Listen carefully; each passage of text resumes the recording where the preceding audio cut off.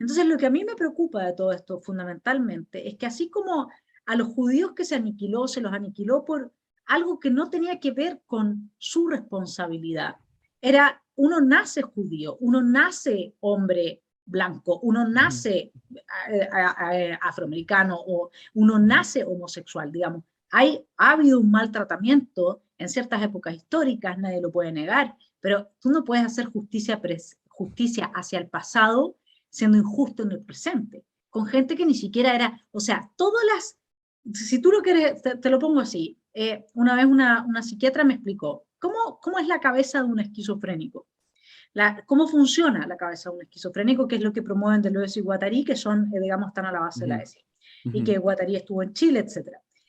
Funciona, imagínate, me decía, no sabe lo que es arriba y no sabe lo que es abajo.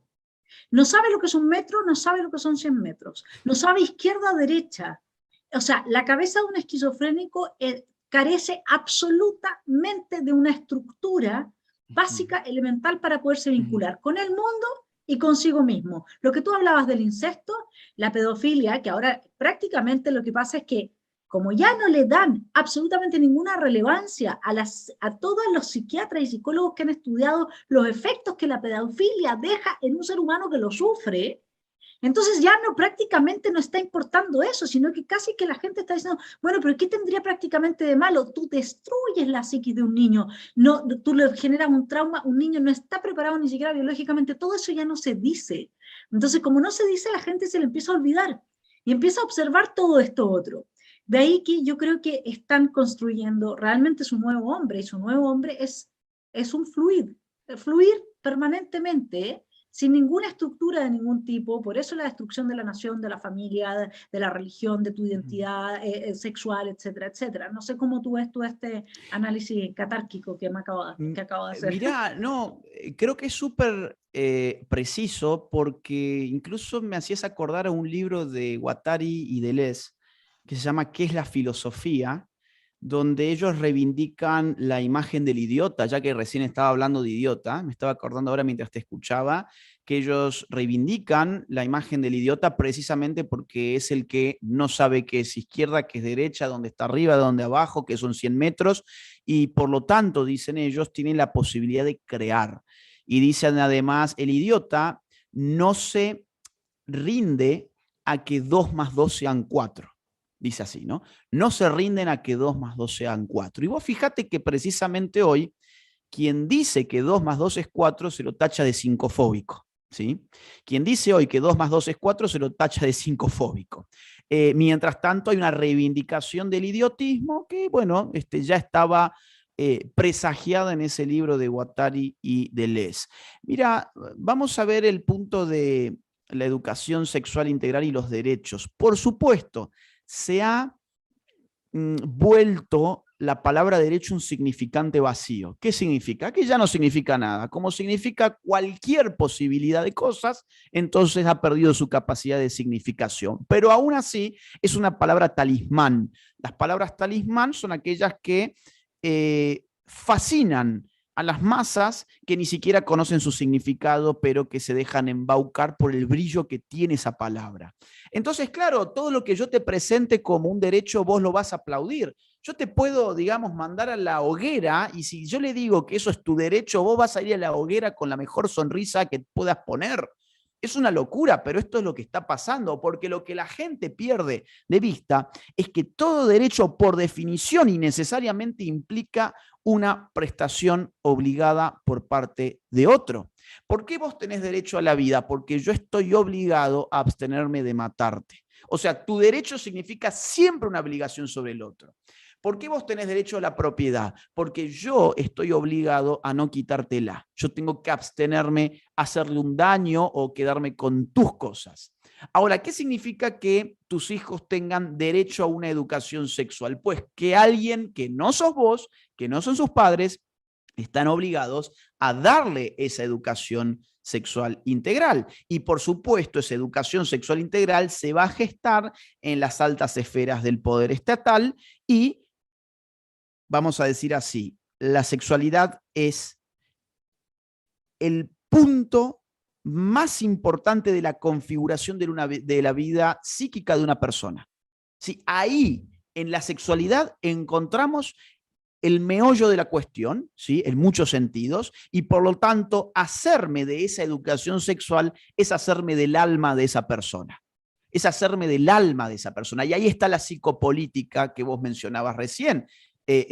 A ver, la psicopolítica entendida ya no como un enderezamiento del cuerpo, como una disposición del cuerpo por parte del poder, sino en este caso como una disposición de la mente, de la psique. Bien.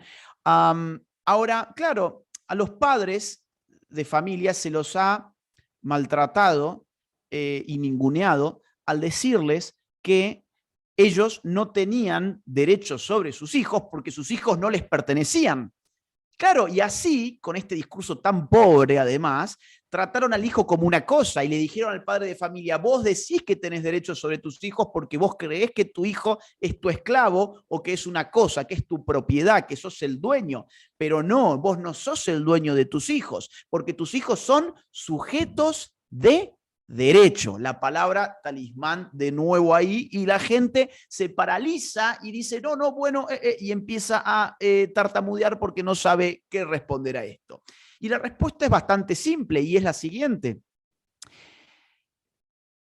En el mundo moderno, el derecho lo hace el Estado. ¿Sí? Esto hay que asumirlo. Es decir, nosotros podemos hablar de los derechos naturales, encontrar fundamentos metafísicos, pero al final del día el derecho es un arreglo político, ¿sí? Que deviene de relaciones de fuerzas políticas que cristalizan en la formación del derecho. Incluso más aún, siempre se cita el caso de Nuremberg. Bueno, pero el nazismo no hubiese sido llevado a los altos tribunales de la justicia internacional de no ser por el derecho natural. Sí, es cierto, pero en primer lugar no hubiesen sido llevados si hubiese ganado las potencias del eje la Segunda Guerra Mundial. Con lo cual, al final del día, digamos así, en el mundo moderno, en un mundo donde Dios ha muerto, diría Nietzsche, y con Dios se refiere a un montón de otras cosas, ¿sí? El derecho es lo que hace el Estado. Por lo tanto, si el derecho lo hace el Estado, y yo digo que el niño es ante todo un sujeto de derecho, lo que yo estoy diciendo es que el niño es un sujeto del Estado. Bien, entonces acá hay dos alternativas, no hay otra. O quien debe encargarse de la educación más importante de un hombre, que es aquella en la que se opera sobre su alma, otra cosa es la instrucción. Otra cosa es la instrucción. Yo me refiero a una educación en un sentido bien profundo, la que marque el alma de la persona, es su familia o es el Estado. Acá no hay otra. O es la familia o es el Estado y sus instituciones adictas como la industria cultural, por ejemplo. Que dicho sea de paso, vos recién mencionabas el asunto de el impacto de la pedofilia en los individuos. Bueno, hoy las industrias culturales están promoviendo esa agenda sin cesar. Miren lo que es sex education, por ejemplo. Y hoy las escuelas de los estados enseñan educación sexual integral con la serie de Netflix Sex Education, donde no vemos una sola relación significativa y donde todos son adolescentes de 16 años haciéndose abortos, teniendo sexo de todas las formas inimaginables e incluso acondicionándose el ano para recibir sexo anal, por ejemplo. Eso es lo que uno ve hoy en Sex Education y eso es lo que se baja en las escuelas estatales de muchos lugares como educación sexual integral asistido por Netflix, ¿sí? Entonces, cuando el Estado les diga, no, ustedes no son los dueños de sus hijos, ustedes digan, no, claro, mi hijo no es una cosa, yo no soy dueño absoluto de mi hijo, yo soy su tutor. Yo como mi hijo todavía no tiene las capacidades racionales y volitivas para poder conducirse en el mundo, yo tutelo la vida de mi hijo, ¿para qué? Para lograr su emancipación. Fíjate que acá además no hay una relación de opresor y oprimido, porque el opresor quiere que el oprimido esté en esa situación de por vida. En cambio, la relación de un padre con su hijo es una relación que tiende a la emancipación, y de hecho la llamamos de esa manera. La mayoría de edad kantiana, por ejemplo, la ilustración, ¿sí? Es una situación en la cual el hombre ya no precisa de tutores. Bueno, ese es el, digamos, leitmotiv de la educación, pero esa educación tiene que darse en un sentido sustantivo dentro de la familia y la instrucción, en todo caso, que se haga cargo el Estado. Ahora, esto que nos suena tan simple ha sido, digamos, enroscado ha sido manipulado por un Estado que se quiere quedar con todo, se quiere quedar incluso con la sexualidad.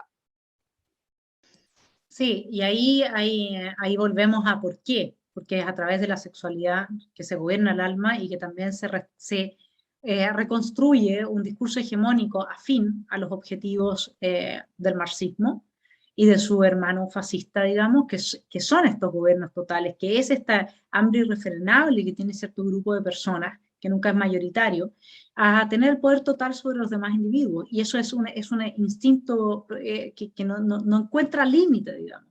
Y ahí es donde uno dice, bueno, nos lleva de vuelta a la anulación absoluta de la singularidad de cada individuo, de sus posibilidades de salir adelante en la vida, pero más allá de eso todavía, la anulación hoy día de hombre-mujer, hablando de persona menstruante, o sea, persona eyaculante también, digamos, o sea, al final volvemos a una situación en la que tú planteabas muy bien, que es no que los fundamentos de lo que entendemos por justicia en el marco de las democracias constitucionales están dados por el hecho de nacer ser humano y no de tener ciertas cualidades como ser humano que específicamente legitiman esos derechos.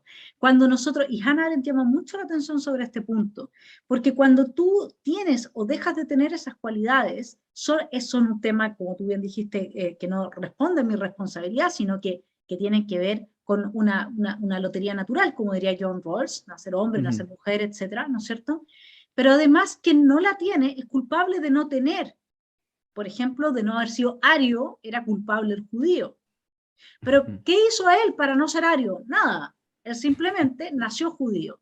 Y ahí es donde se establece el fundamento del totalitarismo, uno de sus fundamentos más importantes, cuál es que ya la culpa no es por acción, la culpa no es por omisión, sino que la culpa es por existir. Claro, claro. Y yo sumaría ahí el punto de los derechos colectivos, que es lo que mencionábamos recién. O sea, ya no estamos viendo este individuo ha hecho esto en su vida y tiene esta responsabilidad y en todo caso él tiene que pagar por esta responsabilidad, sino que pertenece a un colectivo al cual se le achaca esta responsabilidad y por el otro lado tengo otro colectivo al cual se le asignan derechos no individuales, sino colectivos que deben reclamarle al otro grupo, independientemente de si tienen algún vínculo real y fáctico entre ambos grupos o no. Lo cual es una locura, es una demencia, pero es un totalitarismo de nuevo cuño, porque es un totalitarismo que descansa en la deconstrucción de las identidades y no en la exacerbación de los grandes relatos biológicos o históricos que dieron curso a los totalitarismos del siglo XX. Es decir, esto evidentemente hay una psicología ahí común con el siglo XX, que es lo que estás mencionando brillantemente, pero tiene características que son nuevas. No procede de una exacerbación de las identidades colectivas, sino de su miniaturización. Porque, insisto, ya no son las mayorías que aplastan a las minorías, sino que son las minorías las que aplastan a las mayorías. Y lo hacen, yo creo, porque son funcionales a una agenda que está por encima de todo esto y que más aún está, yo creo que por encima de los militantes de las izquierdas que están haciendo las veces de idiotas útiles y que tiene que ver con control demográfico poblacional. Lo cual a mí me llama la atención que se hagan tan los idiotas, porque desde Foucault, que es un poco como su filósofo estrella de los progresistas contemporáneos, ellos entienden muy bien que la sexualidad es una materia totalmente biopolítica. Es decir, Foucault incluso pone ejemplos biopolíticos de control natal. Y ahora, ¿por qué ellos no leen lo que está pasando actualmente como control natal?